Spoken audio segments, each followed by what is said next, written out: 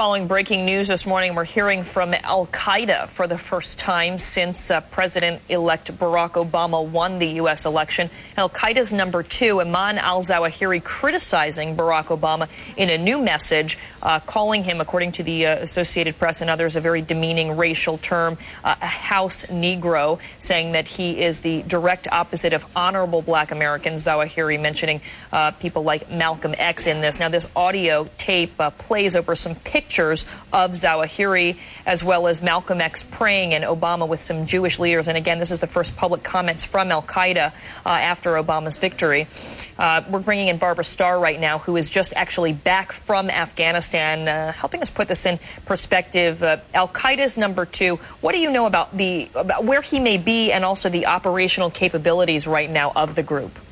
Well, Karen, I have to tell you, when we were in Afghanistan, and even as recently here as yesterday in the Pentagon, talking to top military and intelligence officials, Ayman Al-Zawahiri is the man they want to get. Osama bin Laden, very important, of course, but the general feeling is that Osama bin Laden is in deep hiding. Ayman Al-Zawahiri, on the other hand, perhaps having much more direct capability to exercise operational control, to issue orders, to help with any potential coordination and planning of al-Qaeda operations. The feeling is, while he is also in hiding in Pakistan, he is not in the type of deep hiding and isolation that most U.S. officials believe bin Laden is in. They had certainly expected some sort of communication from al-Qaeda even before the election, so this would not be a surprise. Now, I have to also say the fact that it's an audio recording certainly makes it a little safer for Zawahiri. He's not showing his face. He's not showing his current location. These types of audio materials certainly can be posted to the internet, and then some production house could overlay the pictures and put it out over a website. So he can do this without showing his precise location, where a video might provide inadvertent clues about exactly where he is.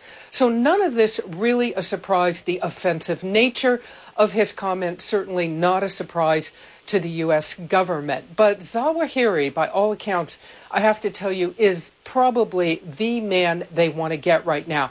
Getting him, possibly, they say, this is what we heard, would make a difference in al-Qaeda's day-to-day operations. Would al-Qaeda be able to reconstitute? Would there be someone who would move into his place? Certainly. That is one of al-Qaeda's strengths, if you will, over the last many years. As the U.S. launches attacks and kills off al-Qaeda operatives, other people slip into place. But Ayman Al-Zawahiri is a very significant person. They refer to him as number 2. I have to say, again, some of the officials we talked to in Afghanistan last week say he's the one they really want to get now. He's the one that would make a real day-to-day difference. Karen? And just quickly before we let you go, what does it mean that we're not hearing from bin Laden?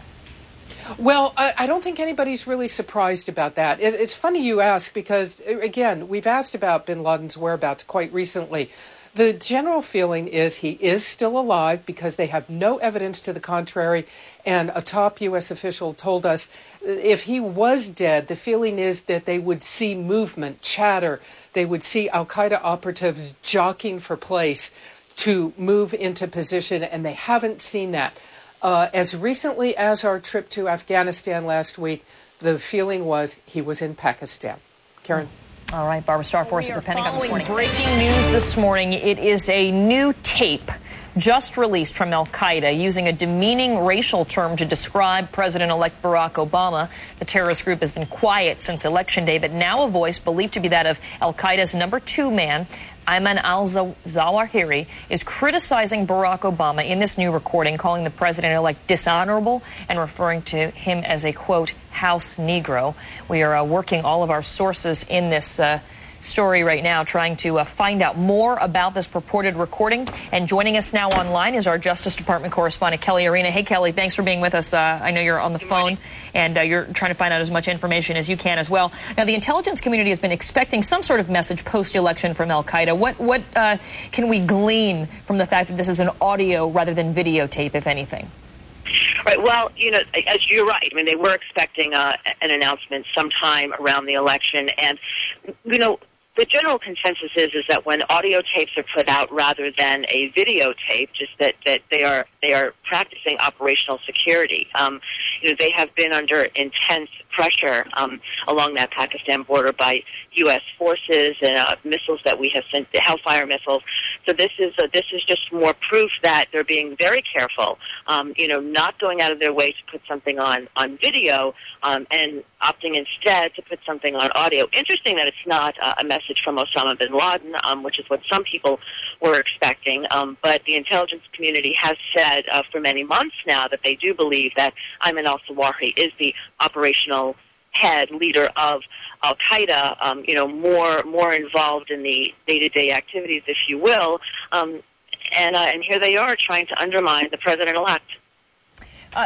Now, you've followed this for a very long time. Did you find it unusual, this racial slur? Well, I don't remember, and I haven't gone through all the messages yet. I don't remember them actually ever attacking African Americans. But the video is supposed to be. The video that they're showing is supposed to be over Obama with Jewish leaders. The intent here obviously is to undermine him. As you well know, the global reaction to his victory, has been very positive. Al-Qaeda is now looking at the prospect of a U.S. leader who is well received overseas, and as opposed to the current president George Bush, who is facing a lot of trouble globally in terms of the global perception of him and the job that he's doing.